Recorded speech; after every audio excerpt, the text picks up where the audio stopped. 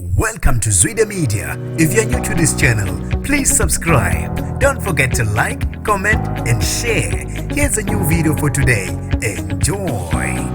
Kuqume isililo kwintandokazi yomsakazi wohlelo lukaMaskandi isigiya ngengoma kuKhozi FM uZimiphi Zimdollar Biyela ebanjwa inkunzi ephucwa izimpahla zakhe ephuma nje emsakazweni ngomgqibelo emini. Sanibonani nginibingelele ngiphinde nginamukele kuphi na kuphi elanibolo khona le video. Mangoqala usijonele likhasi wamolekile igama lami usibonga konke wakantwanto mothanda ke ungangibiza intatheli ka YouTube. Monga subscribe ngiyacela usubscribe uphinde ke ucindezele nebell khona phela uYouTube ezokwazisa ngaso sonke isikhathi mangifaka ihamba phambili kanye nesematheni. Isigameko ke sokubanjwa kumsakazi esanda nakuphuma emsebenzini uZimiphi Biyela ngomgqibelo emini lapho bethi ke uyongena khona emontweni yakhe. Sishiye ke abantu enkundleni zokuxhumana bephatheke kabe futhi ke bemangele njengoba ke sazi ukuthi uthandwa abantu abaningi ikhona lapha emsakazweni Ukhozi FM. Umthombo ke opotozelwe isolezwe ngoludaba uthi ke umsakazi ke uhlwithwe isigebengu isikhoma sakhe emaqede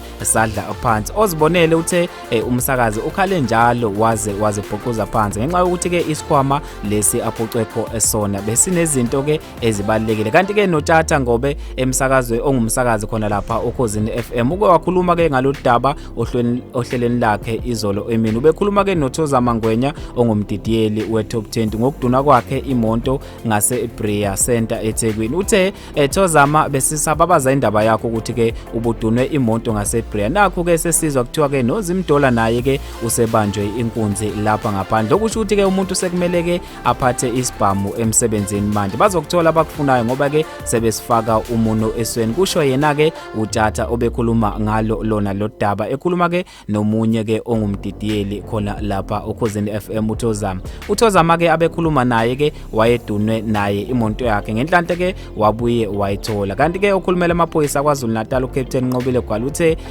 kawukho ke umbiko abawutholile ngokubanjwa inkunzi kwalomsakazi. Bafethu ke indaba ezibhlungu kakhulu lezi zokuthi ke lokhu kuqhubeke njalo ke ukudunwa kwabasakazi. Into ke le engeyinhle kakhulu. Mina ngizothanda ke ukuzwa ukuphawula kwakho ukhona lapha kwi-comment section ngalo lodaba. Mina njengentatheli ka YouTube bafethu sengiyaphela khona la ngithi ke awungibambe evidweni elandelayo.